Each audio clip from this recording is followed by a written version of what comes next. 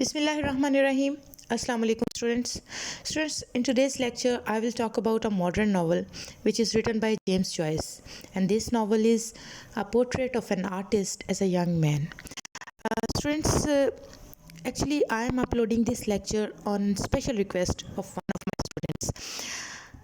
In this lecture I will talk about the summary of the novel, and I will try to cover all the incidents which are described in this novel so that you might attempt short questions and MCQs as well.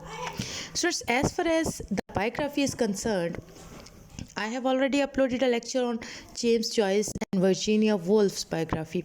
You can find that lecture in the playlist History of English Literature. Students, in this lecture I have already told you that I will tell you about the detailed summary of the novel, but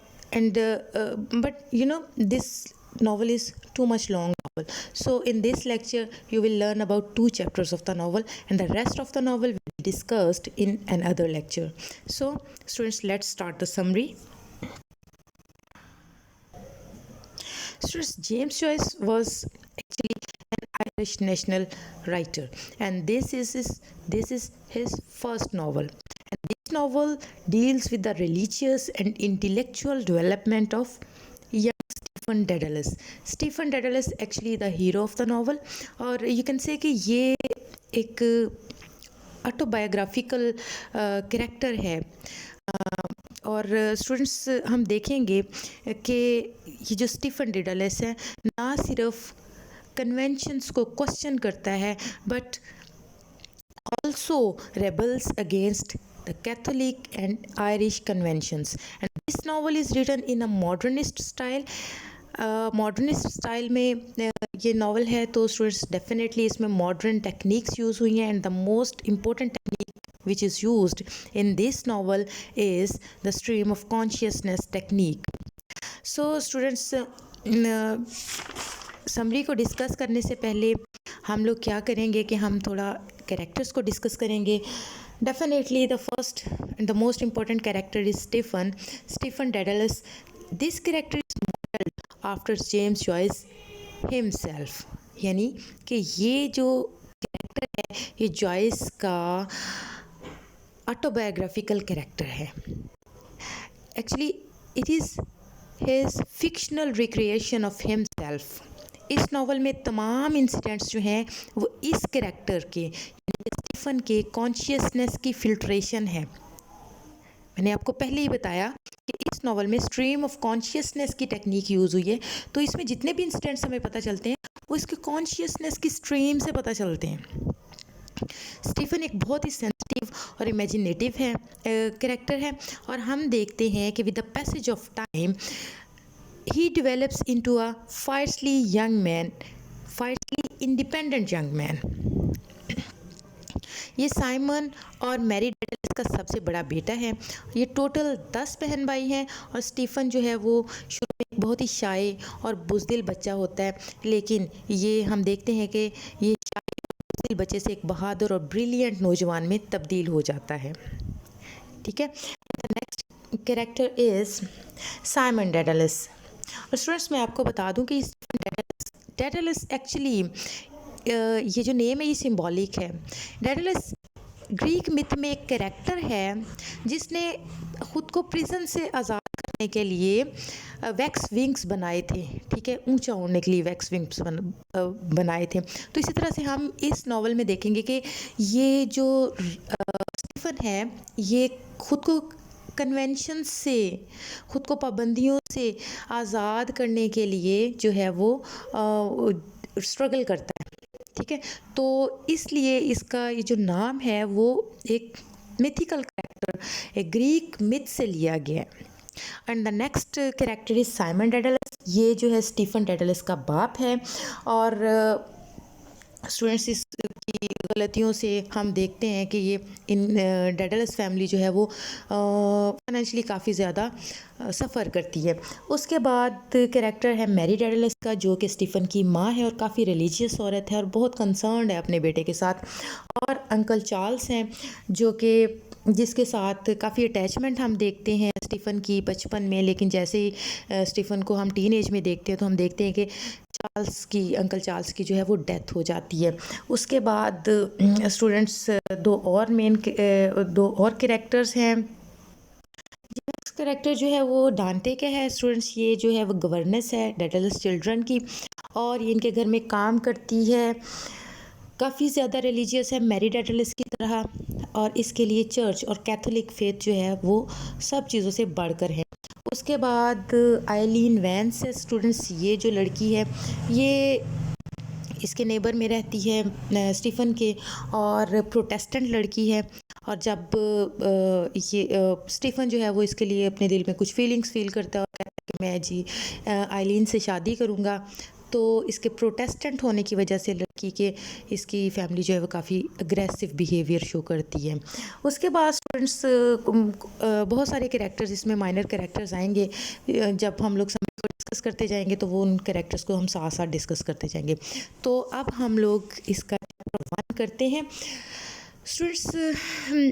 As I have already told you that this novel is based on the stream of consciousness technique, और इसमें हमें Stephen Daedalus की consciousness की filtration नज़र आती है। उसकी जहन में जो सोचे हैं उसको डायरेक्टली ट्रांसक्राइब किया गया है। तो students, this novel tells the story of Stephen Daedalus, a boy who grows up in Ireland. ठीक है, आयरलैंड में ये बड़ा होता है और 19th सेंचुरी की ये बात है। और फिर वो क्या होता है कि at last he decided to break the shackles of social and familial and religious norms, all the conventions.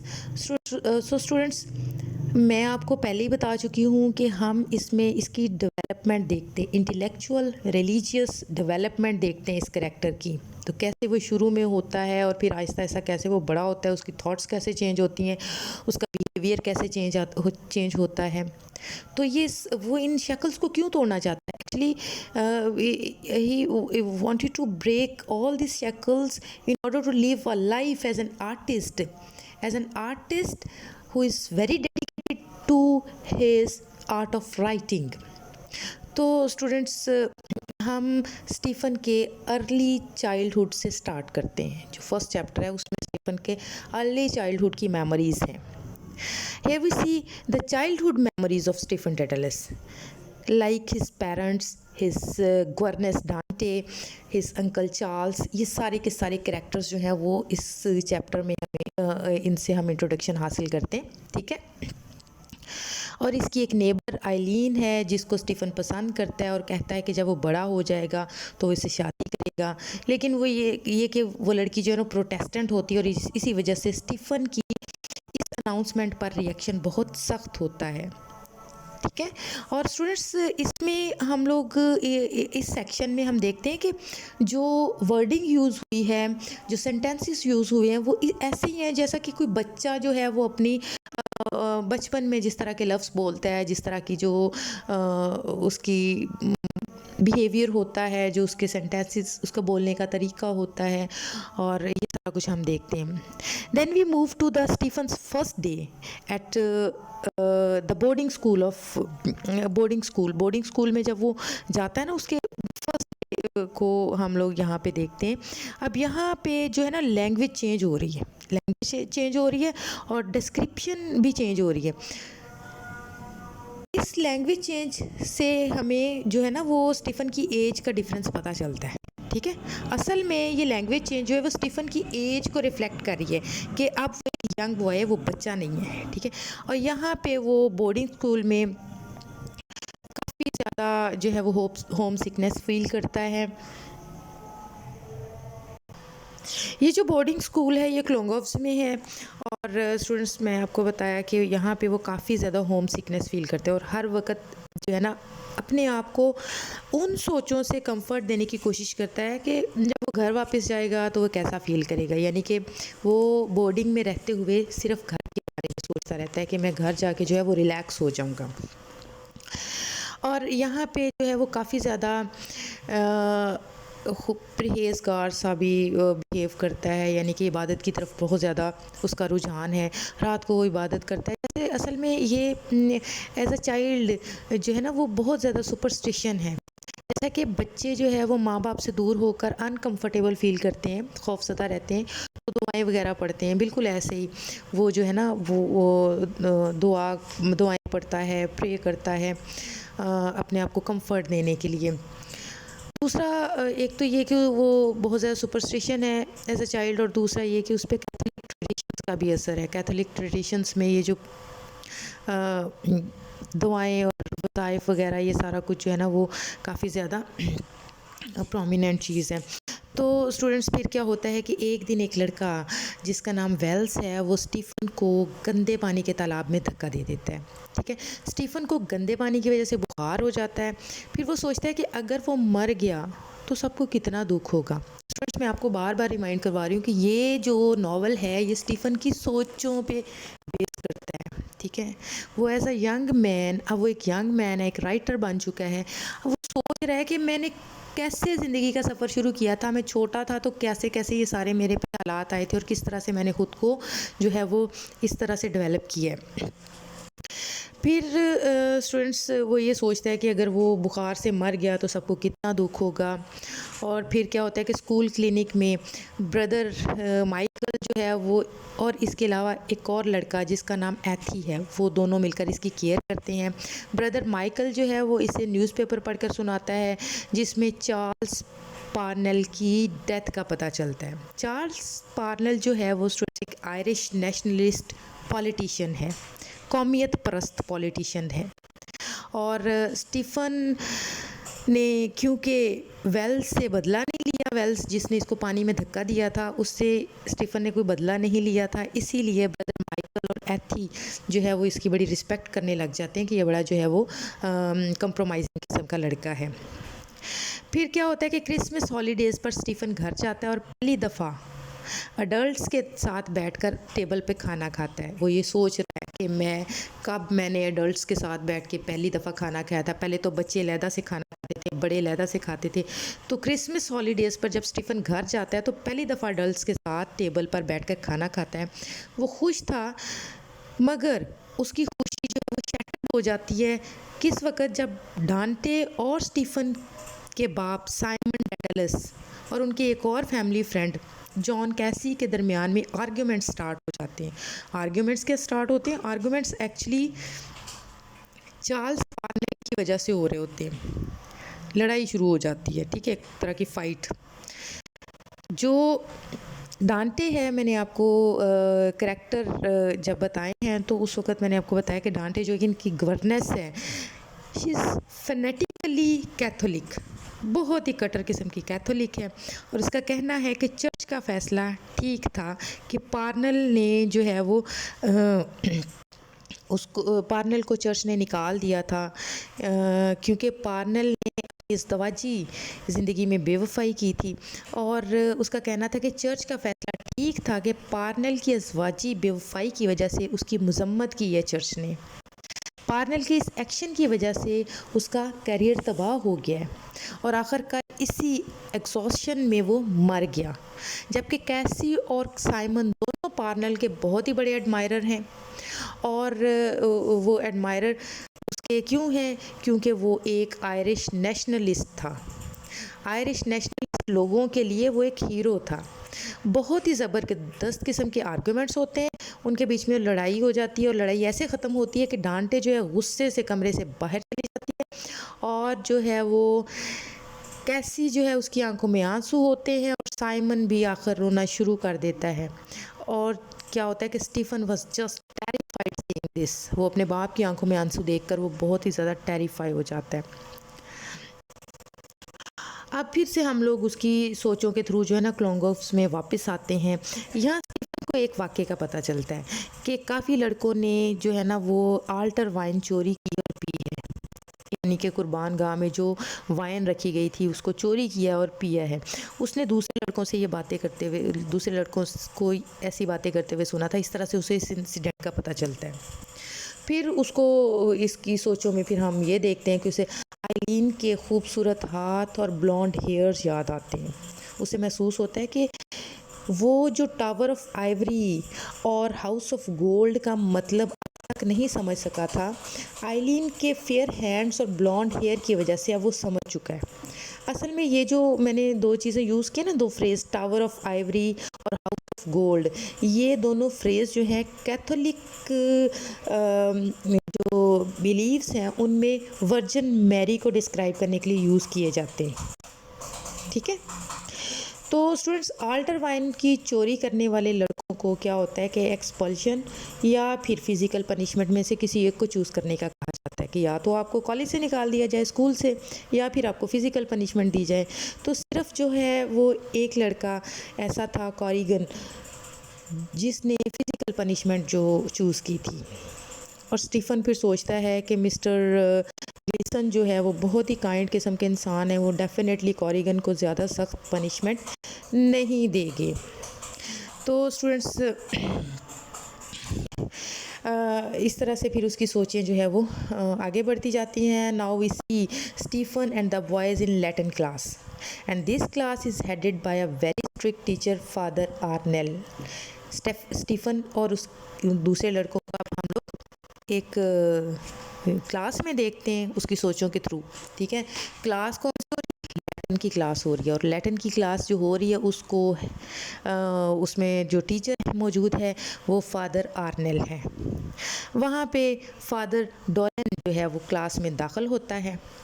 एक और कैरेक्टर है फादर डॉलन का, काफ़ी स्ट्रिक्ट बंदा है, और वो क्लास में दाखिल होता है और कुछ बच्चों को सज़ा देने के लिए सोचता है कि ताकि बाकी बच्चों को के लिए ये एग्जाम्पल सेट हो जाए, वो बाकी बच्चे क्लास में खामोशी से बैठ जाएं। जैसे कि आम तौर पे टीचर्स ऐसे करते हैं कि किसी एक बच्चे को सज़ा दे दी, वो एक एग्जाम्पल के तौर पे, ताकि बाकी बच्चे जो है ना वो सुकून से लेक्चर सुने। ठीक है। तो इसी तरह से ये फादर डॉलन क्लास में दाखिल होता है और बच्चों को सज़ा देने का सोचता है। वो देखता है कि स्टीफ़न जो है वो कोई काम नहीं कर रहा, तो वो स्टीफ़न को खड़ा करता है, उसे कहता है कि तुम काम क्यों नहीं कर रहे हो। ठीक है। तो वो उसे एक्सप्लेन करता है कि मेरे जो है ना ग्लासेस टूट चुके हैं, ऐनक मेरी टूट चुकी है, इसलिए मैं नहीं लिख पा रहा, नहीं पढ़ पा रहा। तो फादर डोलन उसकी तरफ गुस्से से देखता है। स्टीफ़न एक्सप्लेन करता है कि उसकी ऐनक टूट गई है, मगर फादर जो है वो इल्ज़ाम लगाता है कि ग्लासेस स्टीफ़न ने खुद तोड़े होंगे ताकि उसे पढ़ना ना पड़े, और वो उसे सख्त सज़ा देता है। तो स्टीफ़न को इस सज़ा पर बहुत शर्मिंदगी महसूस होती है, और वो जो है वो इस तरह की नाइंसाफ़ी, इस इनजस्टिस पे बहुत नाराज़ होता है। क्लास के बाद उसके फ्रेंड्स जो हैं वो उसे सजेस्ट करते हैं कि वो रेक्टर के पास जाए और कंप्लेन करे। स्टीफ़न सोचता है कि उसे ऐसा करना चाहिए, मगर जब वो रेक्टर के ऑफ़िस की तरफ जाने लगता है तो खौफज़दा हो जाता है। तो आखिरकार वो क्या करता है कि फिर वो रेक्टर के ऑफ़िस में जाने के बजाय फादर कॉनी के ऑफ़िस में चला जाता है और उसे एक्सप्लेन करता है कि क्या वाक़या हुआ है। ठीक है। और जो फादर है वो वादा करता है कि वो डॉलन से बात करेगा और स्टीफ़न को फिर वापस भेज देता है। जब वो प्लेग्राउंड में वापस जाता है तो उसके दोस्त उसको घेर लेते हैं और उससे क्वेश्चन करते हैं कि क्या हुआ जब तुम कंप्लेन करके आए, तो उसका क्या नतीजा निकला। तो वो उन्हें बताता है कि उसने इस तरह से उसकी कंप्लेन की है। तो वो सब मिलकर उसको खुशी से ऊपर उठा लेते हैं, हवा में उछालते हैं, अपनी कैप्स भी हवा में उछालते हैं, और और ऐसे सेलिब्रेट करते हैं जैसे स्टीफ़न कोई हीरो हो। तो स्टूडेंट्स, यहाँ पे चैप्टर 1 एंड हो जाता है। उसके बाद हम लोग चैप्टर 2 देखते हैं। चैप्टर 2 में क्या होता है कि स्टीफ़न की जो मेमोरीज़ हैं वो समर की मेमोरीज़ हम देखते हैं। अपना समर जो है वो फैमिली होम में वो गुजारता है। इसका फैमिली होम जो है ब्लैक रॉक में है, जो कि डबलिन के करीब एक टाउन है। उसके जो अंकल चार्ल्स हैं वो एक कांस्टेंट कंपेनियन के तौर पर उसके साथ हैं। अंकल चार्ल्स जो हैं वो स्मोकिंग करते रहते हैं और स्टीफ़न को लॉन्ग वॉक पर भी लेकर जाते हैं। स्टीफ़न जो है वो अंकल चार्ल्स के साथ रोज़ाना चर्च भी जाता है, जहाँ उसके अंकल बहुत ही खुलूस के साथ इबादत करते हैं। स्टीफ़न अपने अंकल की पाइटी को बहुत ही रिस्पेक्ट की नज़र से देखता है, मगर उसे समझ नहीं आती कि ऐसी कौन सी ज़रूरत है, ऐसी कौन सी ख्वाहिश है जो अंकल चार्ल्स को इतना इंटेंसली प्रे करने पर उकसाती है कि वो इतनी शिद्दत से दुआ करते हैं। स्टीफ़न हर हफ्ते अपने फादर ग्रैंडफादर के साथ मीलों दूर तक वॉक पर भी जाता है। और इन दिनों में फिर वो एक नावल पढ़ता है, the Count of Monte Cristo, और ख़ुद को इमेजिनेशन में वो इन तमाम एडवेंचर्स को एक्सपीरियंस करते देखते हैं जो कि नावल का प्रोटैगनिस्ट करते हैं। इससे हमें स्टीफ़न की एडवेंचरस जो है वो नेचर का पता चलता है कि स्टीफ़न के दिल में एडवेंचर्स के लिए डिज़ायर है। उसका तो वो इस डिज़ायर को कैसे पूरा करता है? वो ऐसा करता है कि अपने एक हमसाये लड़के, ठीक है, ऑब्री मिल्स को साथ लेकर ना एक लड़कों का ग्रोह बना लेता है। तो उनका लीडर बन जाते हैं ये ऑब्री और जो स्टीफ़न होता है। तो ये लोग मिलकर जो है एडवेंचर्स करते हैं, ठीक है। फॉल में यानी कि जो ख़ज़ां के दिनों में फिर क्या होता है कि स्टीफ़न बहुत खुश होता है क्योंकि उसे पता है कि अब उसे क्लोंगोव्स वापस नहीं जाना पड़ेगा। लेकिन उसे ये भी पता है कि ऐसा इस वजह से है कि उसका बाप फाइनेंशियल क्राइसिस से गुज़र रहा है, जिसकी वजह से स्टीफ़न बोर्डिंग नहीं जा सकता। नेबर के जो बॉयज़ हैं जिनके साथ जो उसने मिलके एडवेंचर गैंग बनाया था वो तो ख़त्म हो चुका था, मगर वो और ऑब्रे अभी भी इकट्ठा खेलते थे। स्टीफ़न अभी भी ख़ुद को दूसरे लड़कों से डिफरेंट समझता था और कभी कभी दूसरे लड़कों के खेल उसे बहुत ज़्यादा इनॉय भी करते थे कि किस तरह के खेल खेलते हैं। उसका लाइफ के बारे में एक डिफरेंट कंसेप्शन था। वो कुछ ट्रांसफॉर्मेशन यानी कुछ बदलाव चाहता था, लेकिन वो जानता नहीं था कि क्या है। ही वॉज नॉट श्योर कि उसकी क्या डिज़ायर्स हैं। चाहता था वो कुछ, लेकिन उसको पता नहीं चलता था कि मैं क्या चाहता हूँ। तो इसी ऑटम में उसकी फैमिली डबलिन में एक शैबी से घर में शिफ्ट हो जाती है क्योंकि फाइनेंशियल क्राइसिस बहुत ज़्यादा है, वो बच्चे घर में नहीं रह सकते, तो वो एक छोटे से मतलब बुरे से घर में शिफ्ट हो जाते हैं। तो स्टीफ़न समझता था कि उसका बाप किसी ट्रबल में है, लेकिन वो उसकी कोई हेल्प नहीं कर सकता था। अब ये डबलिन में है तो डबलिन में इन दिनों में बहुत ज़्यादा चेंजेस आ रही थी, ठीक है। It was facing new urban experiences. हम देखते हैं कि स्टीफ़न एक क्रिसमस पार्टी में जाता है। इस तरह के एक्सपीरियंस मतलब अर्बन चेंजेस आ रही हैं ना, एडवांसमेंट हम लोग इसमें देख रहे हैं। पार्टीज़ हो रही हैं और बहुत सारे फंक्शंस की अरेंजमेंट्स और ये सारा कुछ। तो हम देखते हैं कि स्टीफ़न जो है वो क्रिसमस पार्टी में जाता है and he had a crush on a neighbouring girl. मगर वो इस लड़की से अपने लव को एक्सप्रेस करने के लिए उसे मतलब वो ही वांट्स टू किस हर, लेकिन वो उसको किस करने का हौसला नहीं कर पाता और फिर वो उसके लिए पोइट्री लिखने का ट्राई करता है। जल्दी स्टीफ़न को पता चलता है कि उसे जो है ना वो एक जेसुट स्कूल में भेजा जाएगा, ठीक है। अब उसका छोटा भाई जो है मॉरिस, वो भी इतना बड़ा हो चुका है कि वो स्कूल जा सके। तो इन दोनों को जो है ना वो जेसुट स्कूल में भेजा जाएगा। असल में जेसुट स्कूल जो है वो कैथोलिक हाई स्कूल्स को कहा जाता है and these schools are run by members of Catholic community. So अब हम लोग देखते हैं, now we jump forward in time. Stream of consciousness technique में एक बात याद रखिएगा कि जो है वो कोई भी क्रोनोलॉजिकल ऑर्डर आपको नज़र नहीं आएगा। कभी आप बहुत पीछे चले जाएंगे माजी में, कभी आप फ्यूचर में, कभी आप प्रेजेंट में। तो हम लोग यहाँ पे भी एकदम से जंप देखते हैं उसकी थॉट्स में, ठीक है। तो हम देखते हैं कि स्टीफ़न अब एक टीनेजर है और अपने स्कूल में एक रिलक्टेंट लीडर के तौर पे सामने आता है और सक्सेसफुल एसिस्ट और एक बहुत ही अच्छा एक्टर है, ठीक है। कॉलेज में एक प्ले परफॉर्म किया जा रहा है और स्टीफ़न अपना रोल प्ले करने के लिए स्टेज पर जाने की तैयारी करता है। हॉल से बाहर वो दो लड़कों वेलिस और हेरन से मिलता है। हेरन उसका जो है वो राइवल भी है। राइवल इस तरह से, राइवल भी और फ्रेंड भी है। राइवल इस तरह से क्योंकि स्टीफ़न और हेरन जो है दोनों क्लास के मोस्ट इंटेलिजेंट बॉयज़ हैं, तो स्टडी में वो एक दूसरे के राइवल है, ठीक है। तो बॉयज़ में हेरन और वेलिस जो हैं वो स्टीफ़न को ऑडियंस में मौजूद एक लड़की का नाम लेकर छेड़ते हैं। इनकी छेड़खानी से स्टीफ़न के माइंड में नई से नई थॉट्स आ जाती हैं। उनकी मतलब वो छेड़ते हैं उसका नाम लेके लड़की का। तो उस एक छेड़खानी से उसके ज़हन में और बहुत सारी थॉट्स आ जाती हैं। अब वो थॉट्स क्या हैं? उसे एक वाक़या याद आ जाता है जो कि बेल्वेडियर में उसकी फर्स्ट जो टर्म है उसके दौरान पेश आया था।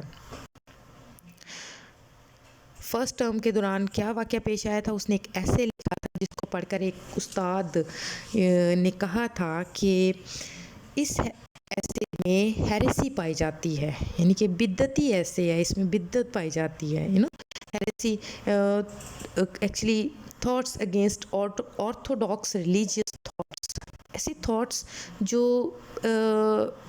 रिलीजियस थॉट्स के ऑर्थोडॉक्स रिलीजियस थॉट्स के अगेंस्ट होती हैं। तो उस वक़्त जो है स्टीफ़न घबरा गया था ये सुन के, क्योंकि हेरेसी एक बड़ा समझा जाता था कैथोलिक जो बिलीव्स में ये बड़ा क्राइम समझा जाता है, सिन समझा जाता था। तो वो बड़ा ज़्यादा घबरा गया था कि ये मैंने क्या किया, और वो एक्सप्लेन करने लग गया कि असल में उसका मतलब ये नहीं है। मगर अब वो उस इंसिडेंट को सोचकर एंजॉय करता है। इससे हमें पता चलता है कि कैसे स्टीफ़न में इंटेलेक्चुअल डेवलपमेंट हो रही है। तो फिर कुछ देर बाद हेरन और नैश और बॉलैंड उसके फेलोज़, ये सारे उसके फेलोज़ हैं, ठीक है। उसके साथ जो है ना वो एक उस वक्त के राइटर्स के बारे में बात करने लग जाते हैं। ये उसकी थॉट्स में है सारा कुछ, ठीक है। वो सोचता है कि उस वक्त फिर क्या हुआ था। पहले तो उसे ये याद आता है कि फ़र्स्ट टर्म बेल्वेडियर में जब वो था तो उस वक्त फ़र्स्ट टर्म के दौरान उसने ऐसे लिखा था जिस पे उसको टीचर ने कहा था कि इसमें हेरेसी पाई जाती है। और उसके बाद उसे याद आता है कि हेरन और नैश और बॉलैंड ने उसके साथ राइटर्स के बारे में गुफ्तगू की थी। वो क्या चाहते थे? वो लड़के ये चाहते थे कि वो ये कहे कि टेनिसन जो है वो बायरन से ज़्यादा अच्छा पोइट है, ठीक है। स्टीफ़न ने लेकिन ये कहने से इनकार कर दिया था कि टेनिसन जो है वो बायरन से ज़्यादा अच्छा पोइट है, क्योंकि बायरन भी हेरेटिक था और स्टीफ़न की थॉट्स उससे बहुत ज़्यादा मिलती थी, ठीक है। वो जो है ना वो बायरन को पसंद करता था स्टीफ़न, और लड़के चाह रहे थे कि वो टेनिसन के फेवर में बोले। लेकिन जो है उसने क्या किया कि उसने ये कहने से इनकार कर दिया कि टेनिसन एक बायरन से ज़्यादा अच्छा पोइट है। तो लड़के जो फिज़िकली उस पर अटैक करते हैं, यानी कि ये जो इसके फेलोज़ हैं उस पर फिज़िकली अटैक करते हैं और उसे फोर्स करते हैं कि वो ये कहे कि टेनिसन ज़्यादा अच्छा है। लेकिन वो किसी न किसी तरह एस्केप कर जाता है, वहाँ से भाग जाता है। Now we are brought back to the Whitsuntide, ठीक है। व्हाइटसनटाइड प्ले जो अभी थोड़ा सा मैंने आपको पहले बताया कि व्हाइटसनटाइड प्ले जो परफॉर्म किया जा रहा था, आपको पता है कि मैं आपको पहले भी बार बार बता चुकी हूँ कि स्ट्रीम ऑफ कॉन्शियस नावल है ये, और इस वजह से हमें स्टीफ़न की थॉट्स जो हैं वो कभी आगे और कभी पीछे जो है वो मूव करती हुई नज़र आती हैं। पहले वो हम देखते हैं कि वो व्हाइटसनटाइड प्ले के बारे में सोच रहा था कि वहाँ परफॉर्म करने जा रहा है। उसके बाद हम देखते हैं कि उसको लड़कों ने छेड़ा, तो उससे उसकी जो थॉट्स हैं वो फर्स्ट टर्म के दौरान जो इंसिडेंट्स हुए उस पे चली गई। अब हम लोग देखते हैं कि दोबारा से उसकी थॉट्स जो है ना उस प्ले की तरफ, जो व्हाइटसनटाइड प्ले जो है वो परफॉर्म किया जा रहा है उसकी तरफ वो दोबारा से आ गई हैं। तो हम देखते हैं कि इसकी थॉट्स में कोई ऑर्डर नहीं है, कोई क्रोनोलॉजिकल ऑर्डर नहीं पाया जाता। अब वो फिर से प्ले के बारे में सोच रहा है जहाँ उसे परफॉर्म करना है। वो ऑडियंस में बैठी उस लड़की के बारे में सोचता है जिसकी वजह से हेरन और वैलिस उसे छेड़ रहे थे, और वो अपनी जो है वो जो डिज़ायर थी उसकी, उस लड़की को किस करने की अनफुलफिल्ड डिज़ायर के बारे में भी सोचता है। फिर एक लड़का आता है और उसे कहता है कि आके अपना रोल प्ले करो, तो वो रोल प्ले करने के लिए तैयार हो जाता है। तो फिर स्टूडेंट्स, वो स्टीफ़न जो है ना अपने रोल की सिलीनेस के बारे में सोचना शुरू हो जाता है कि कितनी ह्यूमिलेशन जो है वो इससे वो मुझे फ़ील करनी पड़ेगी, कितना सिली सा रोल है जो मुझे अब मैं प्ले करने जा रहा हूँ। फिर स्टूडेंट्स क्लास प्ले का ख़त्म होता है, तो प्ले के ख़त्म होने पर वो क्या करता है कि वो अपने इस रोल से जो है वो इतना डिससेटिस्फाई होता है कि वो सोशलाइज नहीं होता, बल्कि वो अकेला वॉक के लिए निकल जाता है। तो इससे क्या पता चलता है? It seems that he is searching for something else he searching for something restlessly, उसमें रेस्टलेसनेस है, ठीक है, बेचैन है वो किस चीज़ के लिए, वो किस चीज़ के लिए रेस्टलेसली जो है वो सर्च कर रहे हैं। तो वो अकेला निकल जाता है। रात की हवा जिसमें सिटी की खुशबू भी शामिल होती है उसे काफ़ी हद तक काम कर देती है और वो वापस आ जाता है। थोड़ी देर बाद हमें पता चलता है कि स्टीफ़न अपने बाप के साथ ट्रेन पर सफ़र कर रहा है। अब उसकी थॉट्स जो है ना वो अपने बाप के साथ जो ट्रैवल जो करता है ना उसकी तरफ चली जाती हैं। और वो कहाँ जा रहे हैं, वो कॉर्क जा रहे हैं, कॉर्क, ठीक है। वो एक ऑक्शन में अपनी प्रॉपर्टी सेल करने जा रहे हैं। ये ट्रैवल जो स्टीफ़न के साथ साइमन का रिलेशनशिप डेवलप होने की वजह से ये ट्रैवल बड़ी ख़ास अहमियत का हामिल है, क्योंकि स्टीफ़न इस यहाँ पे साइमन के साथ काफ़ी ज़्यादा वक्त स्पेंड करता है, तो इनका जो रिलेशनशिप काफ़ी डेवलप होता है। मगर यहाँ पे हम देखते हैं कि स्टीफ़न अपने बाप की नॉस्टैल्जिक मेमोरीज़ की वजह से काफ़ी ज़्यादा जो है ना एम्बेरस्ड फील करता है कि उसका बाप जो है ना वो पास्ट के बारे में सोचता रहता है कि पास्ट में सब कुछ अच्छा था, जैसे कि हर जनरेशन सोचती है कि पहले तो सब कुछ अच्छा होता था, अब सब कुछ बदल गया और सब कुछ बुरा हो गया। तो स्टीफ़न के लिए ये पास्ट और डेड्स सब अनरियल है। वो समझता है कि जो प्रेजेंट है दिस इज़ द रियलिटी, ठीक है। तो उसके लिए ये जो बाप की नॉस्टैल्जिक मेमोरीज़ है ना ये बड़ी एम्बेरस्ड हैं उसके लिए।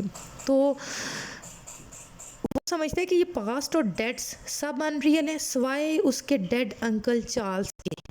यहाँ हमें पहली दफ़ा पता चलता है कि अंकल चार्ल्स की अब डेथ हो चुकी हुई है। कॉर्क में उसका बाप हर किसी से माजी की बातें करता फिरता है कि पुराने वक्तों में सब कुछ ऐसा था वैसा था।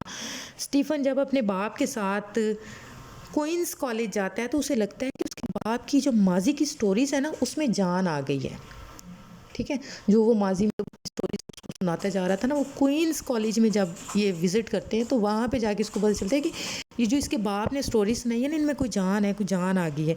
वहाँ पे वो एनाटॉमी थिएटर में एक वर्ड जो है वो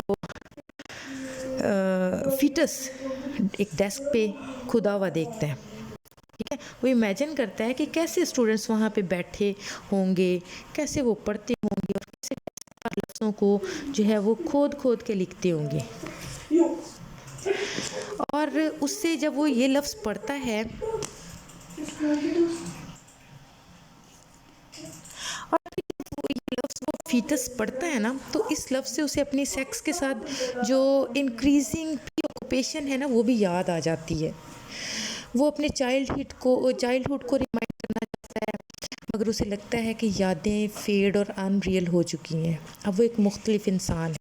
बाकी सारे सफ़र के दौरान भी वो साइमन की ये नॉस्टैल्जिक जो मेमोरीज़ हैं और उसके ओल्ड फ्रेंड्स के साथ मिलने से काफ़ी ज़्यादा अपसेट होता है, मतलब वो लाइक नहीं करता है, ठीक है।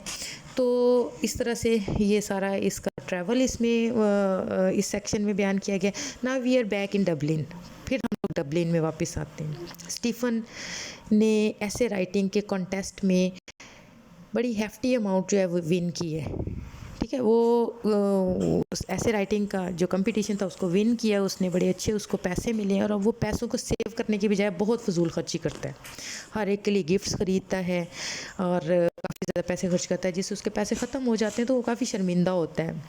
उसने पैसा क्यों खर्च किया, वो सोचता है कि उसने पैसा इसलिए खर्च किया था कि वो ख़ुद में खुशहाल होने का एहसास पैदा कर सके कि आई एम रिच। मगर हकीकत में वो कहता है कि मतलब मैंने तो ये पैसा इसलिए खर्च किया था कि मैं ख़ुद में खुशहाल होने का एहसास पैदा कर सकूं, लेकिन पैसे ख़त्म हो चुके हैं। हकीकत में मैं अब भी गरीब हूँ, ठीक है। वो गिफ्ट्स भी इसलिए खरीदना चाहता था, अपने माँ बाप बहन भाइयों को देना चाहता था कि उसकी माँ और छोटा भाई उसके मज़ीद करीब आ सके। मगर वो गिफ्ट्स देने के बावजूद वो ख़ुद को उनसे अलग थलग महसूस करता है। एक्चुअली उसकी पर्सनैलिटी कंटिन्यूसली जो है ना वो क्लैश में है, कन्फ्लिक्ट में है। सोशल अपनी गैदरिंग से, अपने फैमिली से और मतलब सोसाइटी से वो टोटली क्लैश में है। वो खुद को डिफरेंट समझता है, वो कुछ ट्रांसफॉर्मेशन चाहता है, वो समझता है कि वो डिफरेंट है दूसरे लोगों से। तो वो गिफ्ट्स इसलिए देना चाहता है कि वो इन लोगों को अपने करीब ला सके, लेकिन चूँकि उसकी थॉट्स डिफरेंट है डेफिनेटली उसका बिहेवियर भी डिफरेंट है। तो इस फिर भी वो इन गिफ्ट्स को देने के बावजूद जो है वो उनसे अलग थलग महसूस करता है। वो डबलिन की गलियों में घूमता रहता है, बहुत ही लोनली फील करता है और एक्सेसिव सेक्सुअल डिज़ायर फील करता है। और आखिरकार वो क्या होता है कि एक प्रोस्टिट्यूट के साथ वो फिज़िकल रिलेशन कायम कर लेता है। And this was his first sexual experience. तो स्टूडेंट्स यहाँ पे जो है चैप्टर 2 ख़त्म हो जाता है। Next chapter will be discussed in another lecture, so wait for the other lecture. Till that lecture, stay blessed, take care of yourself. Allah Hafiz.